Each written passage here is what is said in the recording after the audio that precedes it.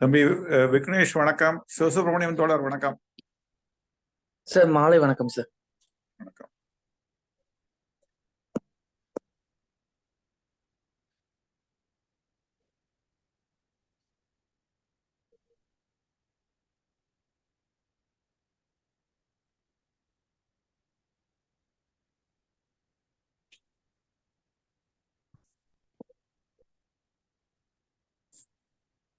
சிவசுப்பிரமணியன் தோழர் வணக்கம்.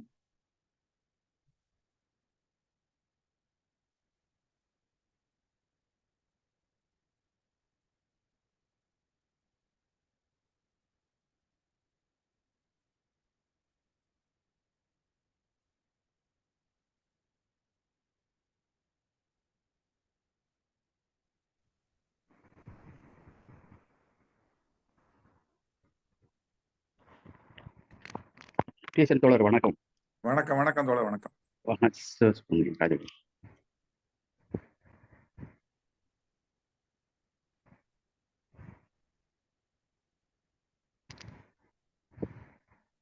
வேற தோழர்கள் வந்திருக்காங்களா? வந்துட்டு இருக்காங்க. வந்துகிட்டு இருக்காங்களா? சரி.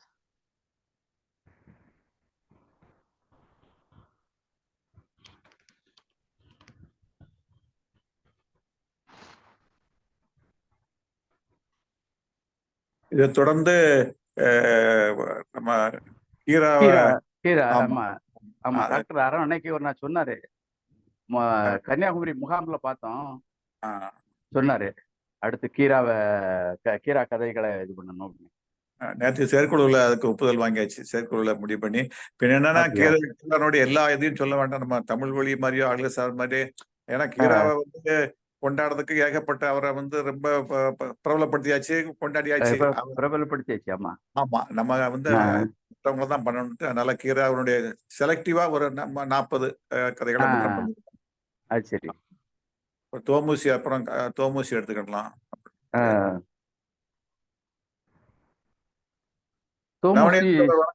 சிறுகதைகள் எழுதிட்டாப்லையா? ஆமா. வணக்கம் தோழர். அப்படியா? வணக்கம் தோழர்.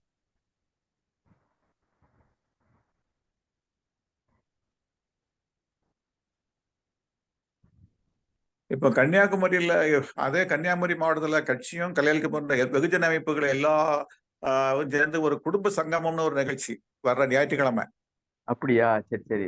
ஆமா, வருடம் இப்பதான் போன வருடத்து ஆரம்பிச்சிருக்கு. அதாவது நீங்க போயிட்டு வந்தீங்களா? குடும்பத்தோட வந்து குழந்தைகளோட மனைவி மக்களோட வந்து பெரிய கருத்தரங்க உரை அப்படிலாம் கிடையாது.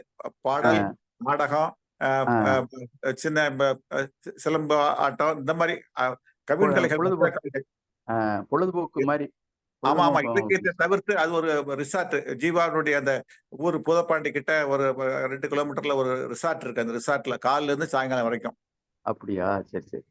அப்படி அந்த இதுல பகிர்ந்த அந்த பெருமந்தஞ்சல் எல்லாம் போட்டுருக்காங்க. தோத்தாத்திரி சார் வராரு, அவரு முத்தரசன் வராரு. தோத்தாத்திரி சாருடைய அவர் பேசுறாரு, ஒரு கருத்தரங்கம். அதுக்கப்புறம் நாடகம், பாடல்கள், நம்மளுடைய இயக்க பாடல்கள், இந்த மாதிரி. அப்படி பொழுதுபோக்கு. ஒரு நாள் குடும்ப சங்கமம்.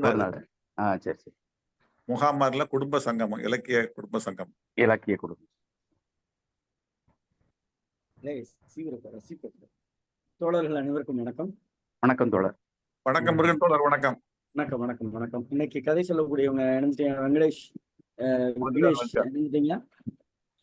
எஸ் சார், வந்துட்டேன் சார். வணக்கம் சார். கொஞ்சம் பேசி காட்டுங்க. Okay sir. அவையோரில் இருக்கும் அனைவருக்கும் எனது பணிவான வணக்கங்கள். நன்றி நன்றி நன்றி நன்றி. மகிழ்ச்சி. ஓகே, முகம் காட்டுவீங்களாமா? Yes sir. ஓகே, நன்றி.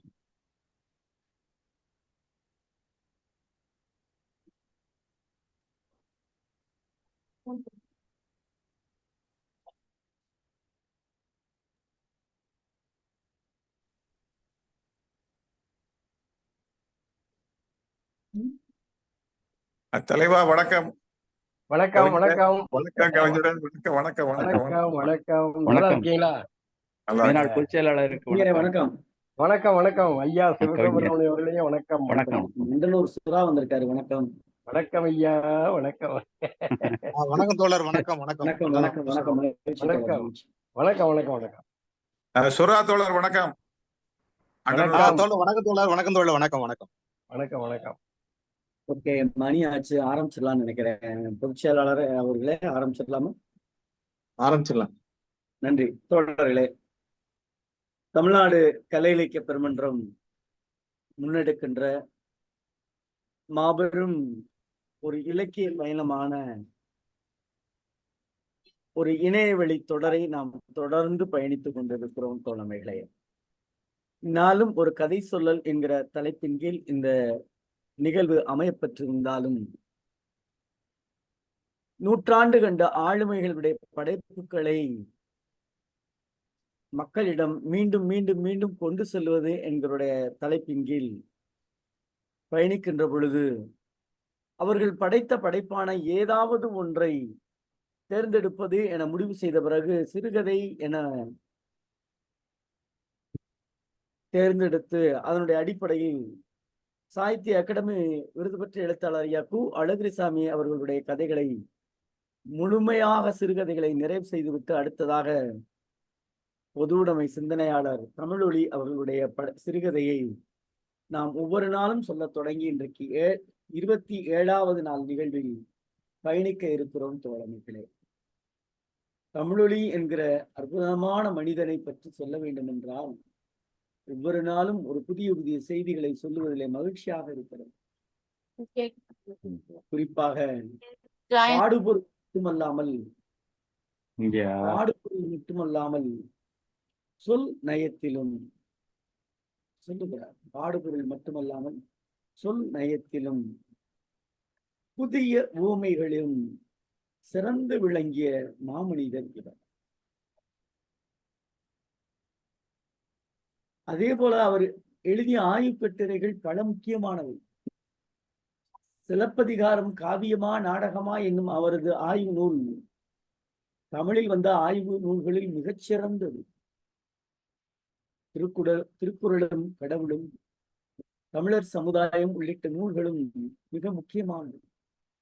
1965 தனது 41வது வயதில்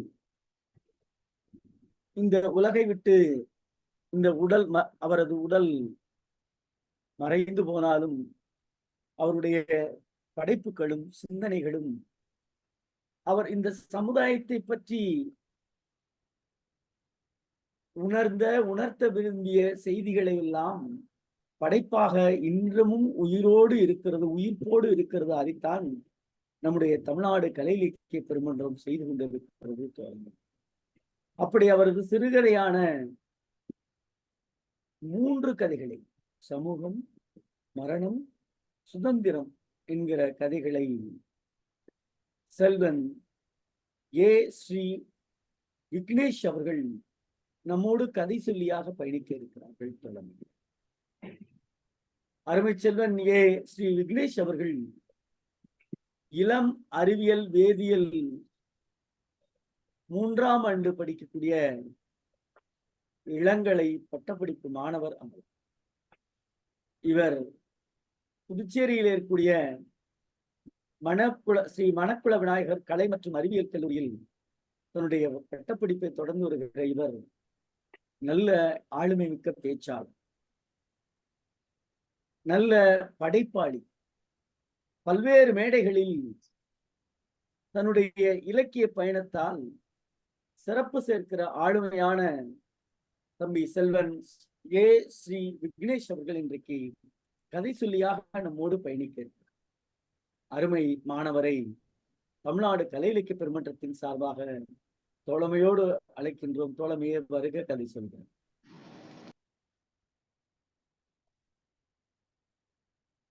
அவையில் இருக்கும் அனைத்து சான்றோர்களுக்கும் எனது பணிவான வணக்கங்கள்.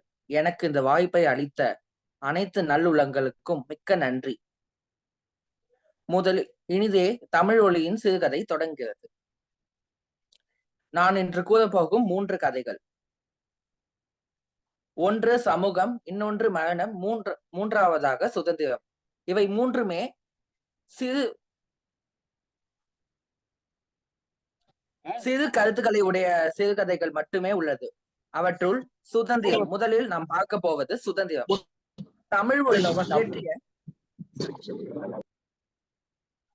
தமிழ் ஒலி இயற்றிய சுதந்திரம் என்னும் சிறுகதையில் என்ன பொதுவாக என்ன கருத்து கூறுகிறார் அப்படி என்று பார்த்தால், என்னதான் பல அழகான, பல திறமையான, பல நற்குணங்கள் வாய்ந்த பெண்களை தான் அனைத்தாலும் தனக்கு தனக்கு மட்டுமல்லாமல் தன் நாட்டு மக்களுக்கு கிடைத்த சுதந்திரத்தை தன் மார்பின் மீது அணிவதையே அவர் மிக்க பெருமையாக அதையே தான் சுதந்திரமாக கொண்டாடுகிறார். தனக்கு கிடைத்த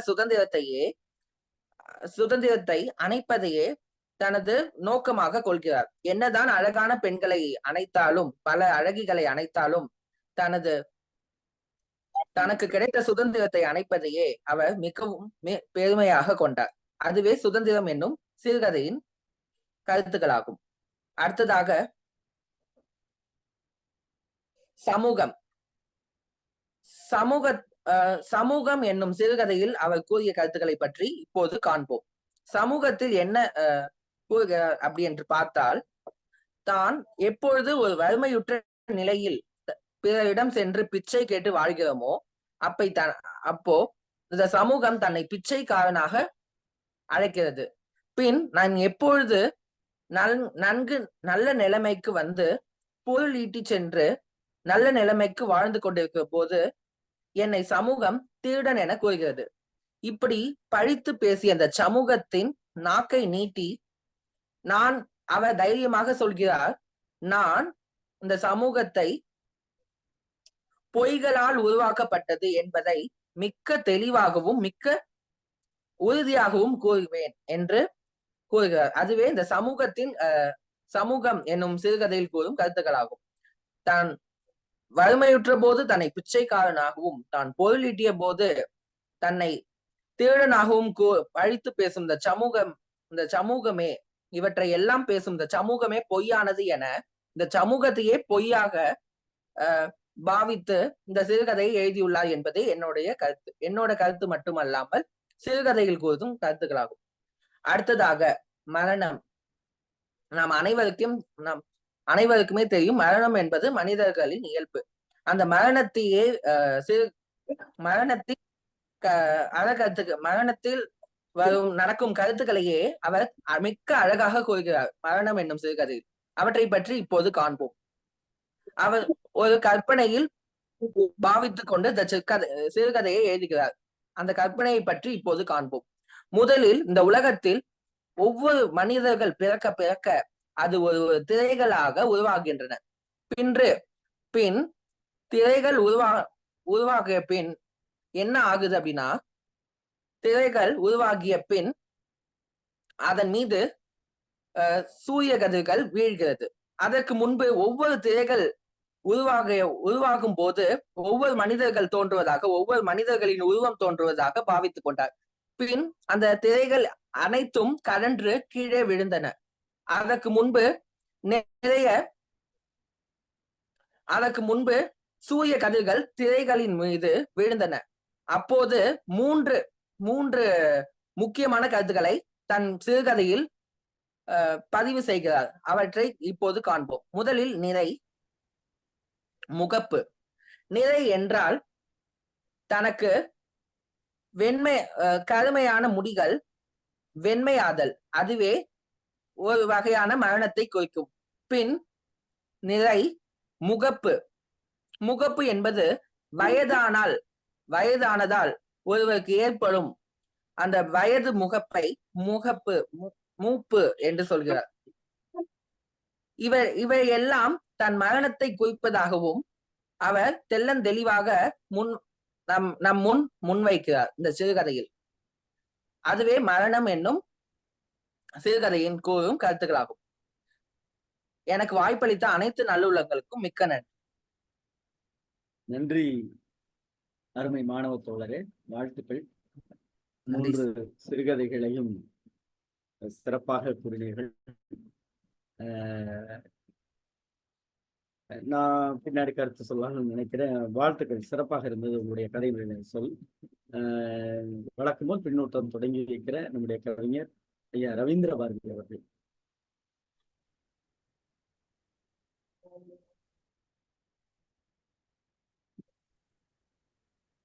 எல்லோருக்கும் என் இனிய வணக்கம்.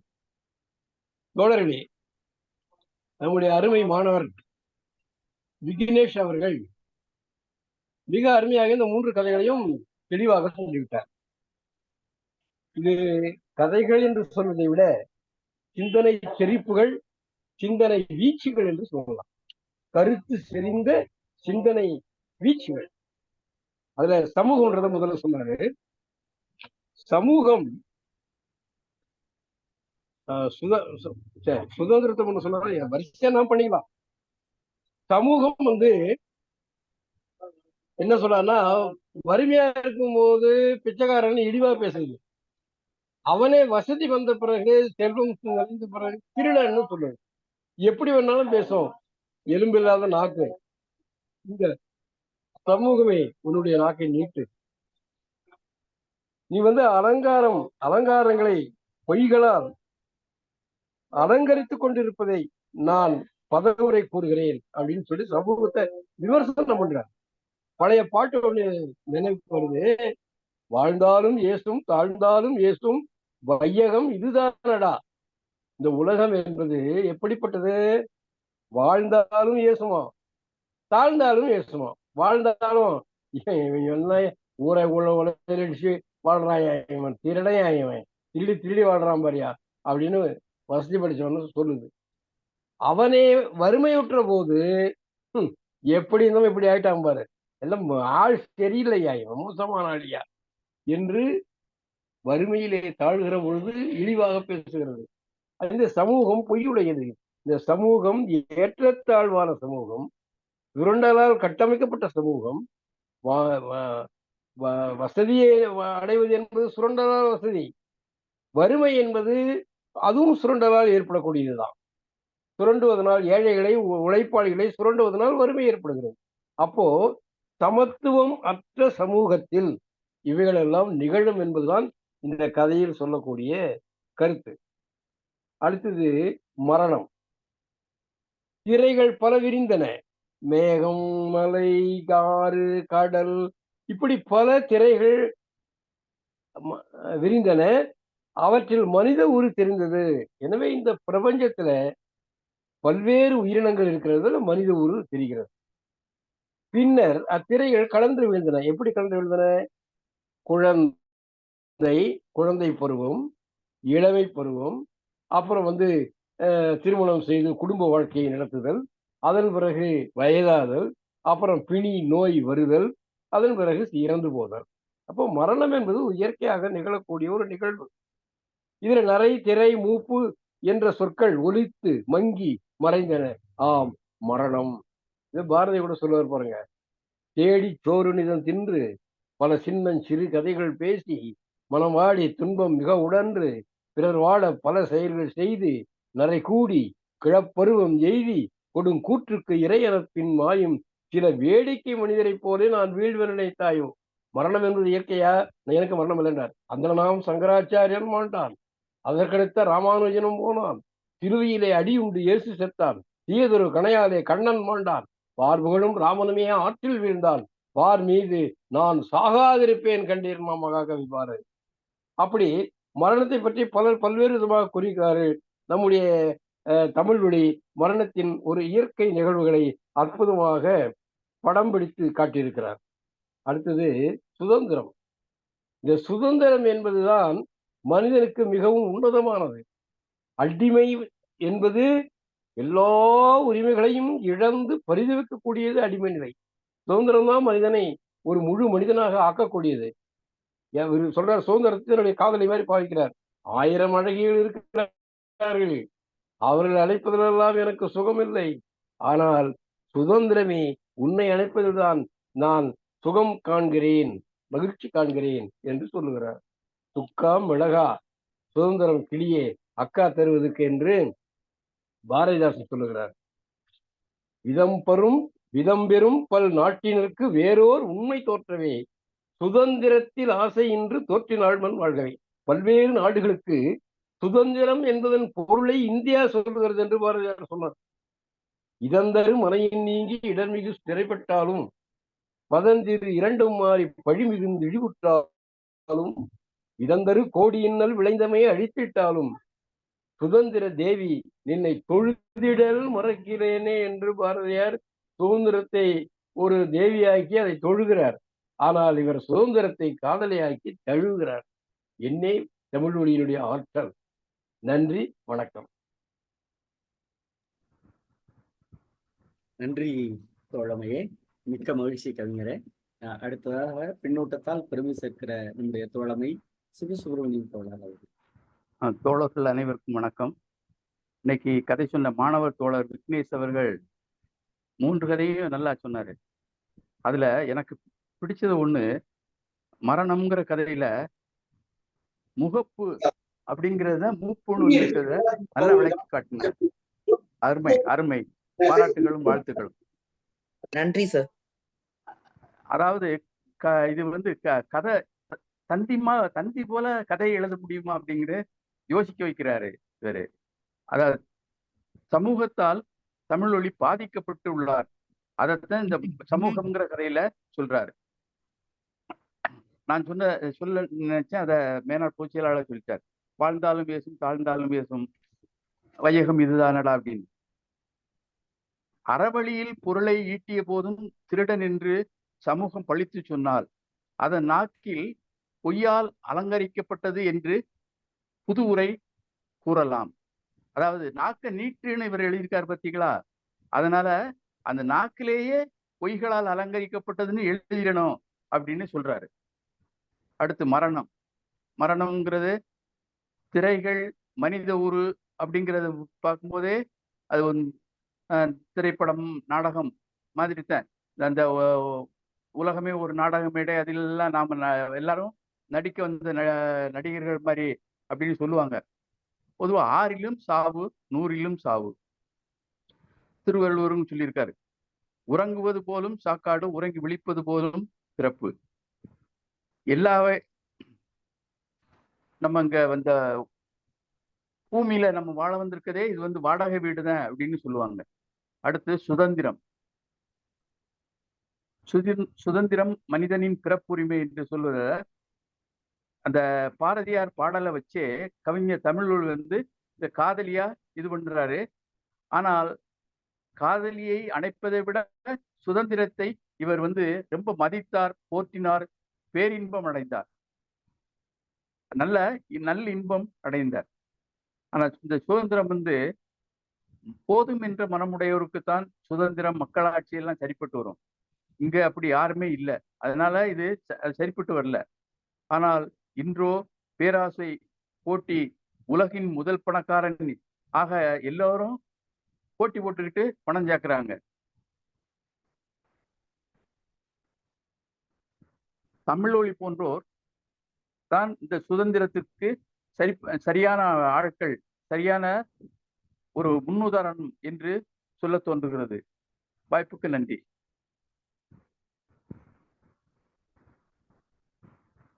நன்றி தோழமையே, மிக்க மகிழ்ச்சி.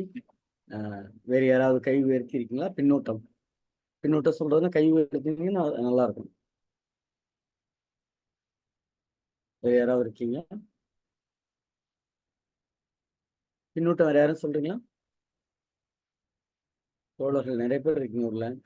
மாணவர் கதை சொல்லியிருக்காங்க. நம்ம எல்லாரும் சேர்ந்த பின்னூட்டம் சொன்னாதான் அவருக்கு ஒரு உற்சாகமாகவும் உத்வேகமாகவும் இருக்கும். இப்போ பாண்டிச்செல்வம் ஆசிரியை செல்வமீனா, நீங்க பேராசிரியர், உங்களுடைய ஸ்டூடெண்ட் மாதிரி ஒருத்தர் நல்லா சொல்லியிருக்காரு, மாணாக்கர் ஊக்கப்படுத்த முடியாது, சொல்லுங்க ஏதாவது. செல்வமீனா தோழர், திருவள்ளூர் மாவட்ட செயலாளர்.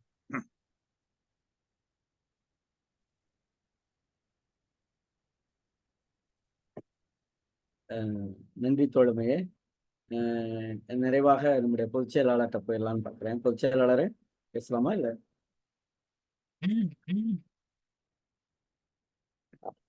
அனைவருக்கும் வணக்கம். கேக்குதுல்ல? கேக்குது.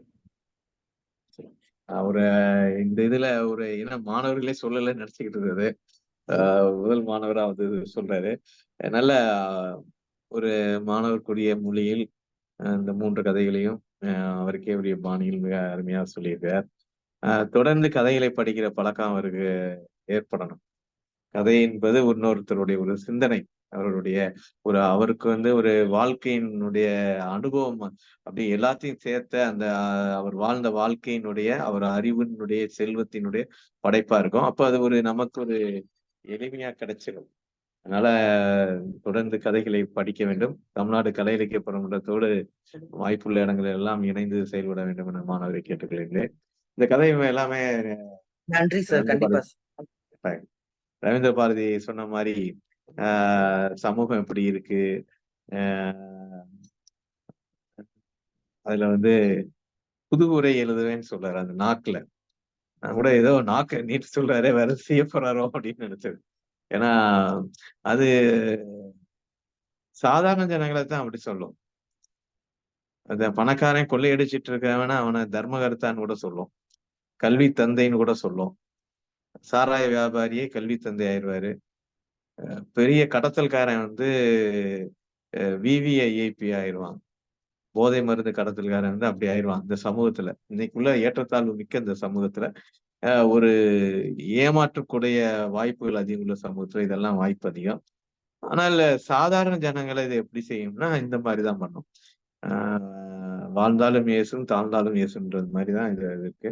அவர் வந்து ஒரு புது உரை எழுதிடுறேன், நீ வந்து பொய்களால் அலங்கரிக்கப்பட்டுள்ளது இந்த சமூகம் அப்படின்னு, உண்மை வந்து வெளியே தெரியணும் அப்படின்றத நோக்கத்துல தான் இது எழுதியிருக்காரு.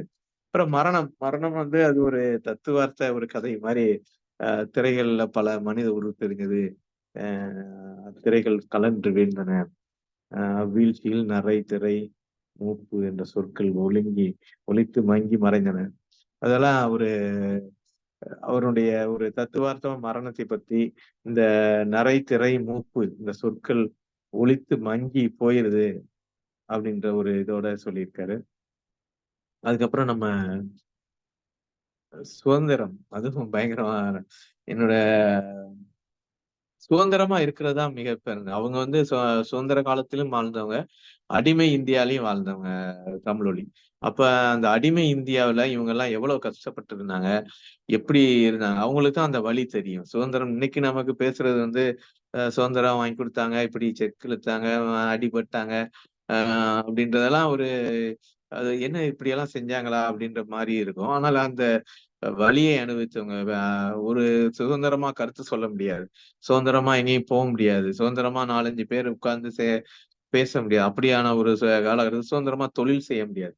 இப்படி கட்டத்துல இருந்துட்டு அப்ப பல அழகிகளோடு இருக்கிறது நல்லதா, நான் சுதந்திரமா இருக்கிறதுனால சுதந்திரமாக இருக்கதா நல்லது அப்படின்றதான் அவர் அந்த இதுல பரிபூர்ண சுதந்திர மனிதன். அதான் அவர் விரும்பும் காரியங்களை செய்து கொள்வது. அந்த இதைத்தான் அவரு அப்படி அந்த கதைகளை சொல்லியிருக்காரு. சின்ன சின்ன சிந்தனை துளிகள் தான். இந்த சிந்தனை துளிகளில் அப்பப்ப இதழ்களுக்கு எழுதி அனுப்பியதாக இருக்கும் என்று கருதுகிறேன். ஒரு ஏறக்குறைய தமிழொலியினுடைய கதைகளில் நிறைவு பகுதிக்கு வந்துட்டோம்னு நினைக்கிறேன். இன்னொரு 3-4-5 கதைகள் இருக்கும், அவ்வளவுதான். இன்னைக்கு இந்த பார்த்திபனின் உதவி இயக்குனரா, பார்த்திபன் உதவி இயக்குனரா இருக்கிற டி குலசேகர், அவர் ஒரு சிறுகதை எழுத்தாளர், தமிழ்நாடு கலை இலக்கிய பெருமன்றம் தூத்துக்குடியில் ஸ்பிக்கில் செயல்பட்டவர். அவர் இன்னைக்கு பேசினார் திடீர்னு, பூம்புகாரில் ஒரு புரட்சி பெண், அதை நான் கதையை சொல்லணும் அப்படின்னாரு. அதை நான் ஏற்கனவே சொல்லிட்டாங்கன்ற சொல்லல, நாளைக்கு நீங்க வாங்கன்னு சொல்லியிருக்கேன். அவரு வாழ்த்துறைன்னு போட்டு அவரை கூட நம்ம கூப்பிடலாம். நம்மளுடைய இதுல கீராவனுடைய இதுவும் ஆரம்பிக்க போறோம்னே இப்பயே ஒரு கதையை பண்ணி வச்சுக்கிட்டாரு, இந்த கதையை நான் தான் சொல்லுவேன் அப்படின்ட்டு. அது மாதிரியான ஒரு எல்லா பக்கங்களில் இருந்தும் ஒரு ஆர்வம் இருக்கிறது. அந்த ஆர்வத்தை நாம் தொடர்ந்து பயன்படுத்தி இந்த நாளும் ஒரு கதை நிகழ்வை இது ஒரு அடிப்படையில எல்லாத்தையும் ஒரு வாசிக்க வைக்கிறோம். அந்த ஒரு 10-20 பேர் வந்தாலும் வாசிக்கிறாங்க, யூடியூப்ல போயிருது. அவங்க பின்னூட்டம் சொல்லும் போது நம்மகிட்ட உள்ள பலம் என்னன்னா, கதை மட்டும் அல்லாமல் பல்வேறு கோணங்களில் ஒரு பின்னூட்டம் சொல்வது அந்த கதையை வளப்படுத்துவதாக இருக்கிறது. அந்த வகையில் இந்த நாளும் ஒரு கதை நிகழ்வு மிக அருமையாக போய்கொண்டிருக்குது. மாணவர் சமுதாயம் இன்னும் நிறைய நம்மளை நோக்கி வர வேண்டும், அவர்களுக்கான வாய்ப்பை நாம் வழங்க வேண்டும். அடுத்தடுத்த நிகழ்வுகளில் நாம் அதை செய்யலாம். நன்றி. செயலாளர் அவர்களுக்கு நன்றி. தம்பி விக்னேஷ் எதுவும் சொல்றீங்களா? சார், எனக்கு வாய்ப்பளித்த அனைத்து நல்லுள்ளங்களுக்கும் நன்றி சார். சின்ன வயசுல இருந்து எனக்கு இந்த மாதிரி பேசணும், இந்த மாதிரி தமிழ் மீது ஆர்வம் இருக்கு சார். நான் வேற பிரிவுக்கு போனாலும் தமிழ் மீது எனக்கு ஆர்வம் இருக்கு. அந்த தமிழ் மீது எனக்கு பிடித்த கவிஞர் தமிழொலியை பற்றி அவர் கவிதையை கூறுவது எனக்கு மிக்க மகிழ்ச்சி சார். நன்றி, ரொம்ப மகிழ்ச்சி, வாழ்த்துக்கள் விக்னேஷ். ரொம்ப நன்றி நிறைய சார். படிங்க. நிறைய படிங்க. நன்றி சார். என்ன பாரதி, பாரதாசன், தமிழ்மொழி எல்லாரையும் படிங்க. நல்லா சிறுகதைகளை பிரதான படிங்க. பாடம் என்ன எடுத்து ஜெயகாந்தன். படிக்கிறது? ஆமா ஆமா. வேதியியலா? ஆமா சார், வேதியியல் சார். சரி. நம்ம விருதுநகர் கலெக்டர் வந்து தமிழ் மாணவர்களை விட தமிழ் அல்லாத பிரிவை எடுத்து படிக்கும் மாணவர்களிடம் தான் இலக்கிய ஆர்வம் அதிகமா இருக்கு. அதுதான் உண்மையான இலக்கிய ஆர்வம்பாரு. அதனால எந்த போட்டி வைத்தாலும் தமிழ் மாணவர்கள் மட்டுமின்றி மற்ற பிரிவு மாணவர்களும் கலந்துக்கணும்னு சொல்லுவாரு. அதன் அடிப்படையில் நீங்க வந்து வேதியியல் பாடம் பிரிவா இருந்தாலும் வாழ்வியலை தெரிந்து கொள்வதற்கு இலக்கியங்களை படிக்க வேண்டும். வாழ்த்துக்கள். நன்றி சார். நன்றி சார். அனைத்து அலுவலகங்களுக்கும் நன்றி சார். கலை பண்பாட்டுத்துறை எல்லாருக்குமே நன்றி சார். நன்றி தோழமைகளே. பின்னூட்டம் இருக்கான்னு பார்க்கிறேன். பின்னூட்டம் சங்கரநாராயணன் வள்ளியூர் தோழர் இளையவருக்கு பாராட்டுகள் வாழ்த்துக்கள் பெற்றிருக்காரு. நன்றி தோழமையே. பொதுச்சாளரே, நாளை நிகழ்வுக்கு போயிடலாமா?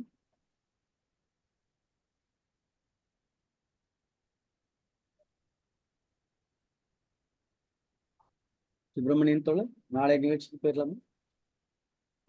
நாளை வந்து உலகம் என்றால் என்ன, அணுகுண்டு 2 கதைகள். தோழர் வி சேதுலட்சுமி, தமிழ்நாடு கலை இலக்கிய பெருமன்றம், சென்னை மாவட்டம் சொல்றாங்க. எழுத்தாளர் டி குலசேகர் வாழ்த்துறைக்கு வராங்க. நன்றி தோழமைகளே. ஒரு சிறிய கதைகள் தான், இல்லை என்று மறுக்கவில்லை. 2 வரிகளில் கதை சொல்ல முடியும் என்று சொல்லியது மட்டுமல்லாமல்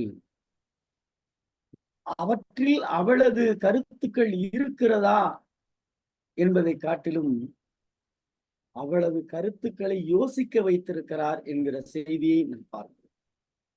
சுதந்திரம் எனக்கு ரொம்ப பிடிச்ச ஒரு வரிதான். சுதந்திரத்தை அணைவதை காட்டிலும் என் சுதந்திரத்தை அணைவதிலேயே நான் அதாவது நினைச்சு சுதந்திரம் என்பது என்ன என்றால் எங்கேயோ இருக்கு, அது ஒரு கையில் பெறுகின்ற பொருள் அல்ல, அது உணரும் பொருள் என்று ஒரு கதையின் வாயிலாக பெரிய விஷயம். அதுக்கு ஒரு உதாரணம் வேற, மேற்கோள் வேற. 1000 அழகியலை அணைவதை காட்டு என்ன ஒரு அதல்லங்க. சுகம்னா என்ன நினைக்கிறாங்கன்னா, இந்த உலகம் சமீப காலமாகவே ஒரு கெடுதலான பழக்கங்கள், மது அல்லது தேவையில்லாத போதைப் பொருட்கள், இதை அனுபவிப்பதுதான் சுதந்திரம் என்று நினைக்கிறார். அது அல்ல சுதந்திரம். இந்த சமூகத்தில் எவ்வளவோ பிரச்சனைகள் இருக்கிறது. அந்த பிரச்சனைகளை தீர்ப்பதற்காக நாம் என்ன எடுத்திருக்கிறோம்? சுதந்திரம் என்பது நமக்கானது மட்டுமா? கேள்வி அதுதான். சுதந்திரம் என்பது எல்லோருக்குமான.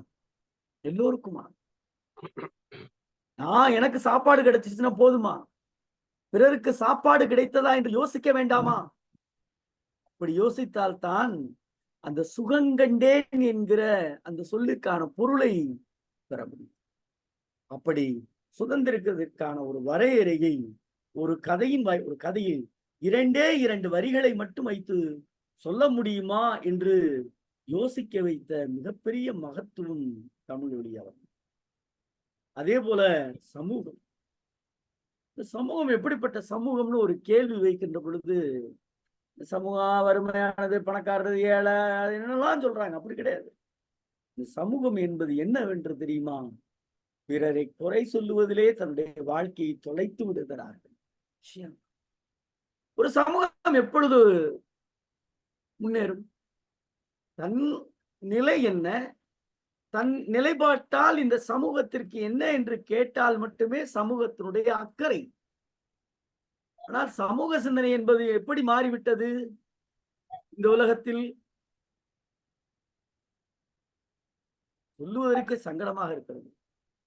தன்னை பற்றி, தன்னுடைய வாழ்க்கையை பற்றி, தன்னுடைய நிலையை பற்றி, தன்னுடைய எதிர்காலத்தை பற்றி, தன்னால் தன் குடும்பத்திற்கு இருக்கக்கூடிய தொடர்பு பற்றி பேசுவதை மறந்து விடுகிறார்கள். அது அலுவலகமாக இருந்தாலும் சரி, பயணமாக இருந்தாலும் சரி, ஒருவேளை அவர்களது இல்லத்திலே இருந்தாலும் சரி, அவர்களை மட்டும் பேசுவதை விட்டு பிறரை குறை கூறுவதிலே இந்த உலகம் மறிதலித்து கொண்டிருக்கிறோம். சொல்றாங்க, வறுமையுற்ற போது பிச்சைக்காரன், பொருளீட்டிய போது திருடன். யோசித்து பாருங்கள். இந்த சமூகம் ஒரு மனிதன் அதுக்குதான் வாழ்ந்தாலும் ஏசும் தாழ்ந்தாலும் ஏசும். வையகம் இதுதானடா என்பது போல அதற்கு அடிப்படையாக இருந்தது. செய்தியை தந்தவர் தமிழழி. இந்த சமூகம் மாற வேண்டும். இந்த சமூகம் மாற வேண்டும். சமூகம் என்பது பிறரை தேடுவதில் உங்களை தொலைத்து விடாதீர்கள்.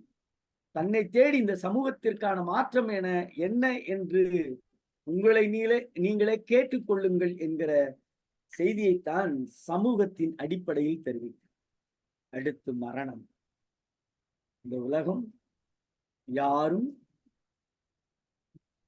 ஏற்றுக்கொள்ளாவிட்டாலும் ஏற்றுக்கொள்ளக்கூடிய ஒற்றை சொல் மரணம். அதுல என்ன செய்தி இருக்கிறது? மனிதனுடைய பருவம், ஒவ்வொரு பருவத்தை இந்த கதையிலே விளக்குது. அவனுக்கு எல்லா பருவமும் வருகிறது.